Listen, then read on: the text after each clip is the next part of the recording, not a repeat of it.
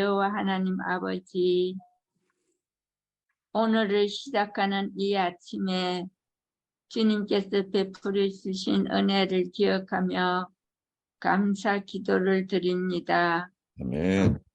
지난밤 하루의 피로를 풀 수 있는 잠을 주시고 또 이 아침에 새 생명을 주시니 참으로 감사합니다. 오늘 이 아침에도 하늘의 소망과 기쁨으로 이 예배의 자리를 허락해 주신 주님께 감사와 영광을 올려드립니다. 아멘. 우리의 모든 소망과 간구를 아시는 주님, 우리를 절망하게 하고 지치게 하는 모든 것들로부터 보호해 주시고 주님의 찬란한 빛이 마침내 모든 어려움과 절망과 두려움을 모두 몰아내 주시옵기를 간절히 간구합니다. 주님을 믿는 큰 믿음으로 흔들림 없이 참된 승리를 위해 오늘 하루도 전진해 갈 수 있도록 우리를 인도해 주시옵소서. 아멘. 우리를 항상 깨어있게 하시고 우리들 건강 문제로 고통받으신 이상질 목사님과 우리 최형복 목사님을 아버지 하루빨리 아버지의 자비하심과 인내, 긍휼하심으로 치유해 주시옵고 아멘. 우리의 자매 자랑스러운 하나님의 따님 우리 노영자 집사님의 그 고통을 아버지 하루속히 그 고통으로부터 치유하여 주시옵기를 우리가 진심으로 아버지께 간구드리옵나이다. 아멘. 사랑으로 인내하며 세상을 품을 수 있는 따뜻함과 겸손과 여유를 허락하여 주시옵소서. 저희들 영혼의 평강을 위협하는 모든 것들에게서 저희들을 지켜주시옵고 시험 받을 때 저희들을 능하게 하여 주시옵고 주님의 평화로 인해 저희들 마음이 늘 기쁘게 하여 주시옵소서. 아멘. 예수님의 이름으로 기도드립니다. 아멘. 아멘. 예, 감사합니다. 이제 최영복 목사님께서 23절로 35절에 있는 말씀을 봉독해 주시겠습니다. 백부장 불러 이르되 제 3시에 가이사랴까지 갈 보병 200명과 기병 70명과 창병 200명을 준비하라 하고 또 바울을 태워 총독 벨렉스에게 무사히 보내기 위하여 짐승을 준비하라 명하여 또 이 아래와 같이 편지하니 일렀으되 글라우디오 루시아는 총독 벨렉스 각하에게 문안하나이다. 이 사람이 유대인에게 잡혀 죽게 된 것을 내가 로마 사람인 줄 알고 군대를 거느리고 가서 구원하여다가 유대인들이 무슨 일로 그를 고발하는지 알고자 하여 그들을 공의로 데리고 내려갔더니 고발하는 것이 그들의 율법 문제에 관한 것뿐이요 한 가지도 죽이거나 결박할 사유가 없음을 발견하였나이다. 그러나 이 사람을 해하려는 관계가 있다고 누가 내게 알려주기로 곧 당신께로 보내며 또 고발하는 사람들도 당신 앞에서 그에 대하여 말하라 하였나이다 하였더니 보병이 명을 받은 대로 밤에 바울을 데리고 안디바들리에 이르러 이튿날 기병으로 바울을 호송하게 하고 영내로 돌아가니라. 그들이 가이사랴에 들어가서 편지를 총독에게 드리고 바울을 그 앞에 세우니 총독이 읽고 바울더러 어느 영지 사람이냐 물어 길리기아 사람인 줄 알고 이르되 너를 고발하는 사람들이 오거든 내 말을 들으리라 하고 헤롯 궁의 글을 지키라 명하니라. 아멘. 오늘 23절로 있는 말씀은 이제 이 천부장이 바울의 생질의 보고를 듣고 난 다음에 그 다음에 어떻게 조치했는지를 얘기하고 있습니다.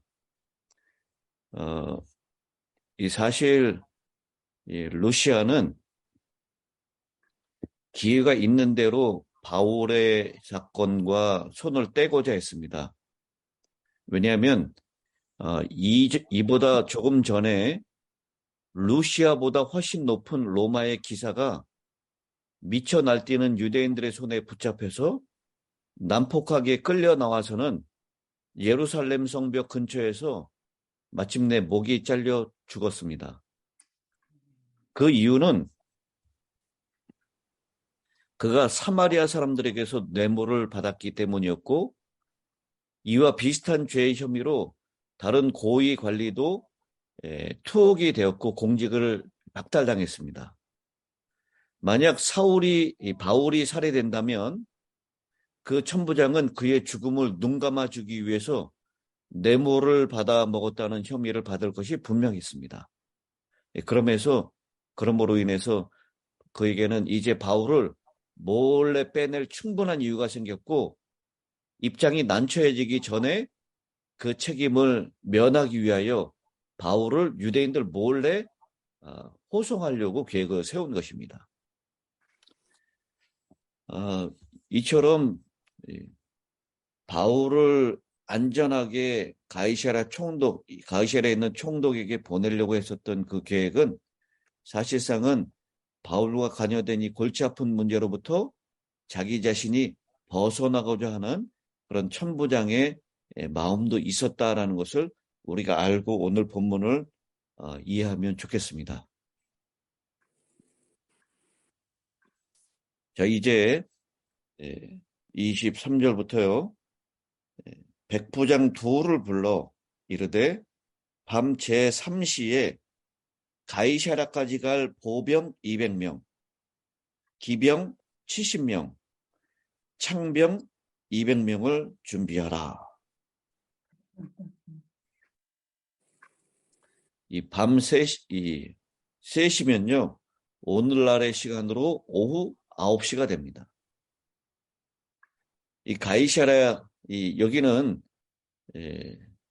로마에서 보낸 총독이 거주하고 있는 이 거주지인데 예루살렘으로부터 육로로 100km 정도 거리였습니다.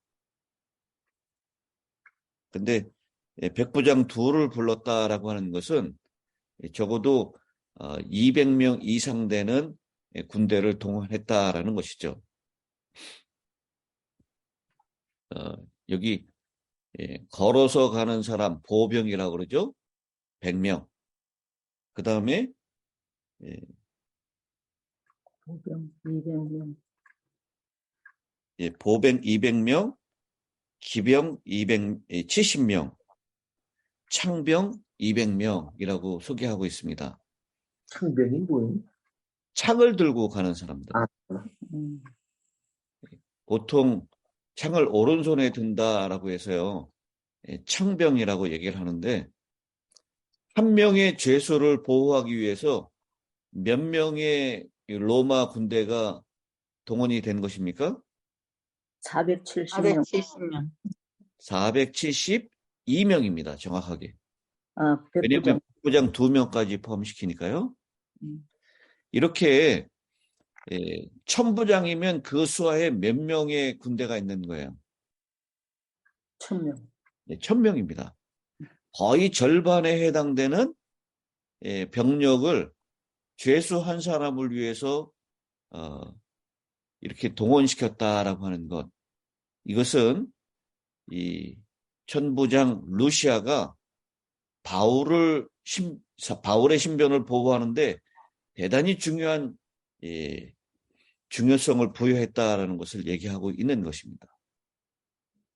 왜냐하면 조금 전에 제가 말씀드렸듯이 뇌물을 받았다라고 하는 이유 때문에 천부장 루시아보다 훨씬 높은 유대 관리를 죽였어요. 그리고 이 유대인들이 얼마나 목적을 달성하기 위해서는 수단과 방법을 가리지 않는 존재인 이 사람들인 것을 이 루시아는 잘 알고 있었습니다. 그래서 루시아는 로마 시민인 것을 알게 된 바울을 보호하기 위해서 자신의 병력의 거의 절반 가까이를 밤중에 그것도 호송하는 일을 위해서 동원을 시키고 있는 모습을 보게 됩니다. 여러분, 근데 이 로마 군인들 472명이 함께 바울을 호송하면서 걸어가고 있는 그 길, 누구도 함께 하셨을까요? 하나님이 함께 만군의 여호와가 보낸 많은 천사가 틀림없이 함께 하셨을 것입니다. 아멘. 주님께서 언제나 어디서나 우리를 지키신다는 것을 꼭 기억하시게 되길 바랍니다. 아멘. 로마의 그 강력한, 당시 세계에서 가장 강력한 군인들 472명보다 훨씬 더 강력한 하나님의 군대가 그를 호위하고 있었다라는 것입니다. 그러면서 24절에 보니까요, 총독, 그 이름을 누구라고 얘기합니까? 벨릭스. 벨릭스에게 보내라라고 얘기합니다. 벨릭스의 임기는 AD 52년경부터 AD 60년경까지였다라고 얘기를 합니다. 그리고 이 벨릭스는 원래 노예 출신이었다라고 얘기를 해요. 근데 아주 잔인하고 그리고 모든 범죄를 경미하게 여기는 그런 사람이었다라고 얘기합니다. 왜냐하면 벨릭스의 형이 글라디오 황제의 총애를 받고 있었기 때문이다라고 얘기합니다. 벨릭스가 몇 년도? 52년부터 60년까지요. 그리고 이제 그 이후에 벨릭스 후에 또 다른 총독이 나오는데 그것은 우리가 다음 시간에 이제 공부를 하게 될 것입니다. 근데 세 명의 아내를 둔 결혼한 3번 결혼한 사람이다라고 얘기를 하고 있는데요. 벨릭스가. 그들 중에 한 사람은 헤롯 아그리파 1세의 딸. 그리고 또 한 사람은 클레오파트라의 딸이라 이렇게 얘기를 합니다. 그리고 한 사람은 누구인지 알려지지 않았지만 3명의 여인, 아내를 거느린 남편이다라고 얘기를 하고 있습니다. 벨릭스는 로마에 대한 유대인 초기 반란과 그의 잘못된 행동에도 불구하고 유대에서 상당한 질서를 유지할 수 있었다라고 얘기를 합니다.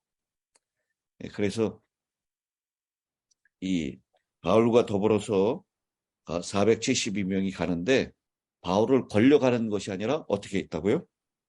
짐승을 준비하라라고 얘기합니다. 그 짐승은 아마도 군대에 가는 그런 군마가 아니고요. 지휘관들이 탈 법한 그런 뭐 낙이라든지 이런 지휘관들을 호송하기 위한 그런 짐승을 얘기하는데요. 로마 시민으로서 보호받는 죄수 신분으로 바울은 보통 유대인이나 일반 죄수들에게 어울리지 않는 특권을 받은 것입니다. 바울이 그동안 수많은 여행을 했지만 흔히 누려보지 못한 호사를 경험하게 된 것입니다. 그러면서 걸어서 가는 것이 아니라 걸어서 가는 보병 200명, 그리고 말 타고 가는 기병 70명, 창병 200명 이렇게 같이 호송을 받으면서 가게 되는 것입니다. 그러면서 25절에 편지를 띄워보내죠. 그들이 도착하기 전에 이 천부장 루시아가 총독 벨리스에게 먼저 이 편지를 보냈을 것 같습니다. 이 편지의 내용은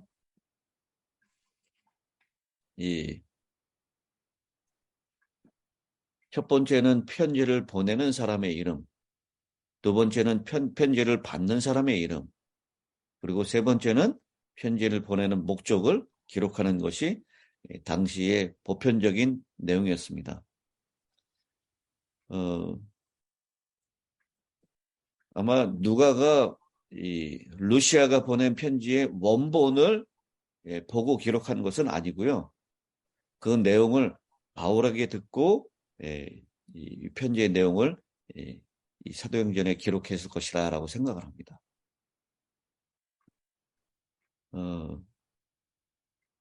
26절에 보면 글라우디오 루시아는 보내는 사람의 이름을 먼저 언급하죠.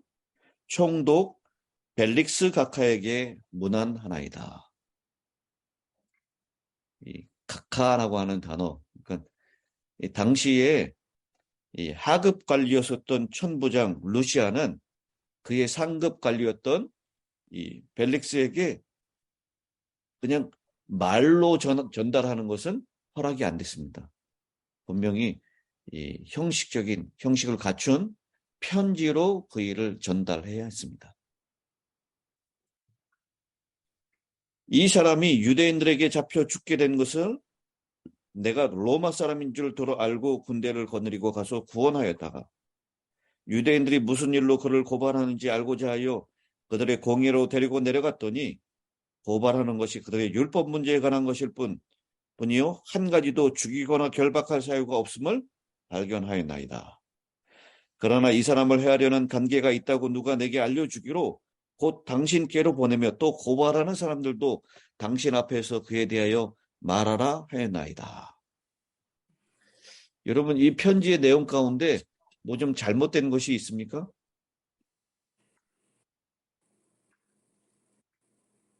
어떻게 생각하십니까?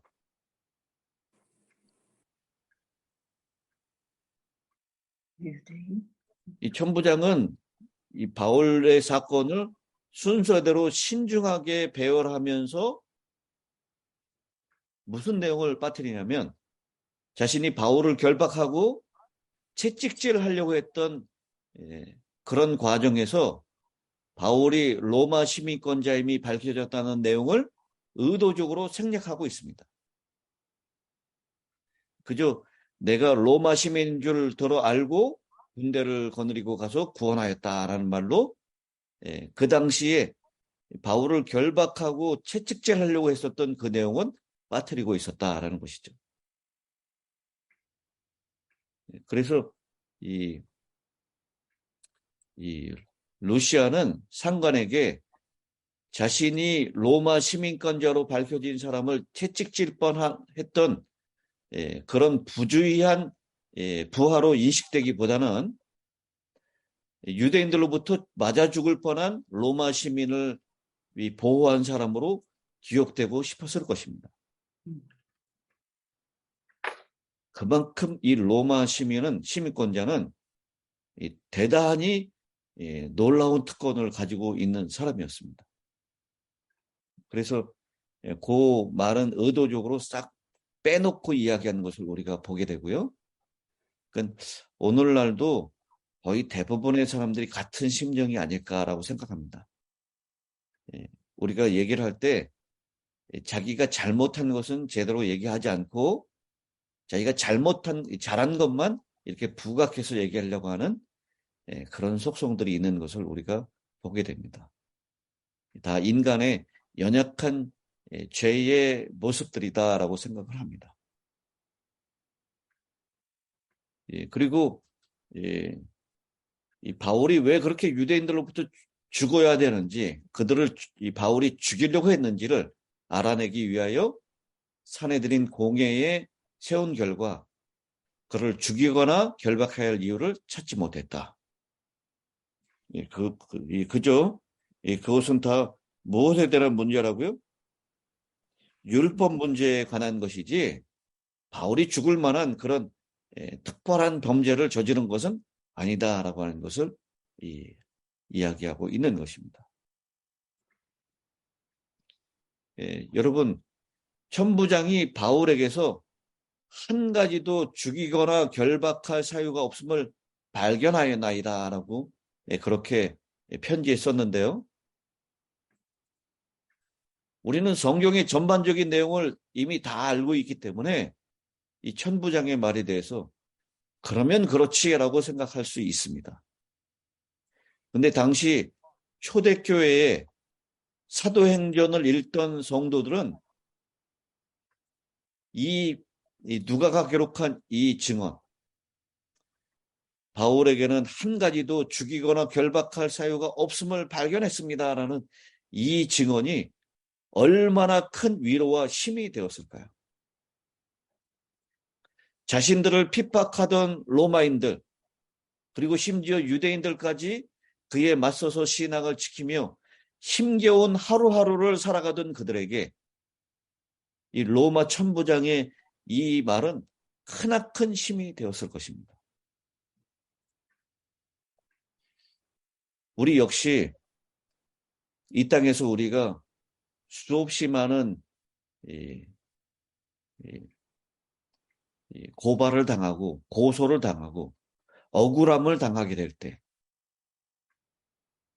지금 우리 주님께서 먼 훗날 우리가 주님 앞에 서게 될 때, 그날에 내가 네 형편을, 네 사정을 내가 다 안다라고 우리의 이름을 불러주시면서 너에게는 한 가지도 죽거나 결박당할 사유가 없음을 내가 다 안다라고 주님께서 우리를 불러주시면서 수고했다, 잘했다라고 하면서 착하고 충성된 종이라고 우리의 등을 두들겨 주신다면 우리는 그 말씀에 얼마나 많은 눈물을 쏟아내며 감동하고 감격할까요?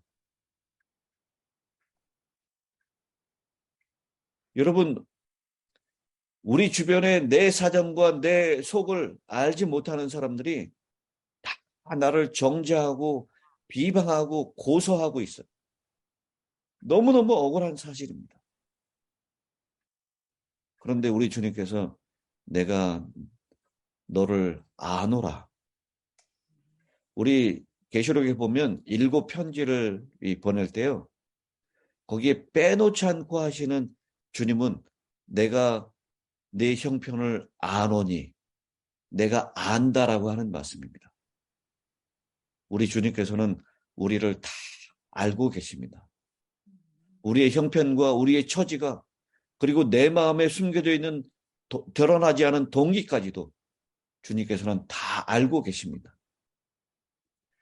여러분, 우리가 어떨 때 오해받을 때 내가 이 속을 뒤집어 보여줄 수도 없고 그런 답답함을 느끼지 않습니까? 그런데 오늘 아마 이 사도행전을 누가에 의한 편지를 받았던 이 초대교회 성도들은 아마 이 천부장의 증언을 통해서 그런 속 시원한 마음을 그렇게 느꼈을 것이라고 생각합니다.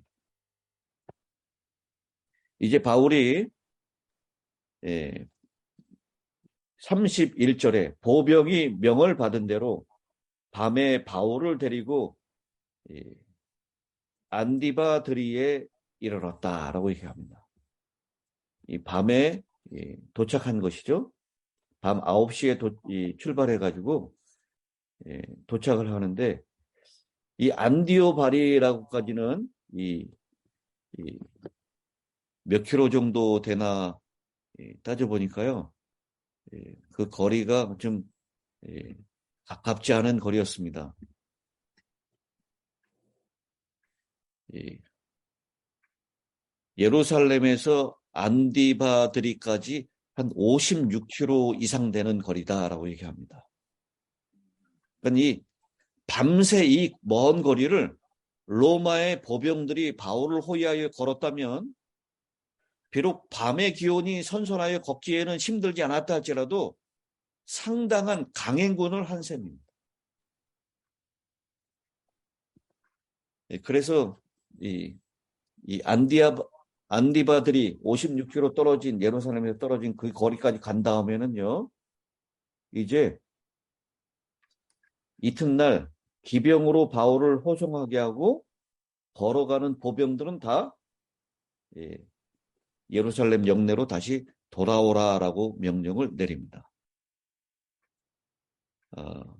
왜 이렇게 조치를 했냐면 유대인들의 추격전에서 이제는 완전히 벗어나게 됐다라고 생각을 한 것입니다. 밤중에 56km를 달려갔기 때문에요. 그래서 그 다음부터는 이 기병과 함께 이제는 홀가분하게 빠른 속도로 전진하는 것이 더 효과적이었다라고 생각을 해서 마병을 제외한 나머지 군대는 다 철수하도록 얘기한 것입니다. 안디바드리에서부터 목적지인 가이사랴까지는 한 39km 정도 된다라고 얘기합니다.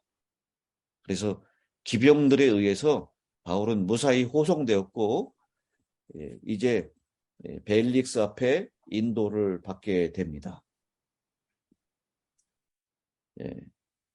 33절 그들이 가이사야에 들어가서 편지를 총독에게 드리고 바울을 그 앞에 세우니 총독이 읽고 바울더러 어느 영지 사람이냐 물어 길리기아 사람인 줄을 알고 라고 했습니다.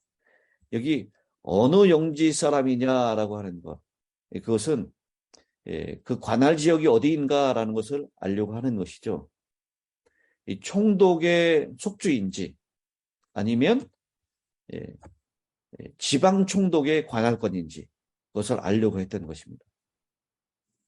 만약 황제가 파송한 황제 직할지의 총독이었다면 이 벨릭스 총독이 재판을 하겠지만 지방 총독의 관할권에 있는 사람이었다면 그 지역의 총독에게 보내서 재판을 받게 할 수도 있었기 때문입니다. 그런데 여기 길리기아라고 하는 이 지역은 황제 직할에 있는 총독이 다스리는 지역이었습니다. 그래서 벨릭스가 직접 재판을 맡기로 하게 됩니다. 그래서 너를 고발하는 사람이 오거든 네 말을 들으리라 하고 헤롯 궁에 그를 지키라 명하니라. 이 벨릭스는 바울을 죄수처럼 취급하지 않았을 것으로 추측됩니다. 왜냐하면 이 천부장의 보고에서 그는 아무 죄가 없는 것 같습니다 라고 했기 때문입니다. 그래서 헤롯 궁에 아주 가벼운 구금 상태에 있었을 것이다 라고 생각을 합니다. 이제 그 먼 거리를 달려가서 총독 벨릭스 앞에 서게 된 바울의 다음 이야기는 어떻게 지내게 될지 이 다음 시간에 우리가 연구하도록 하겠습니다.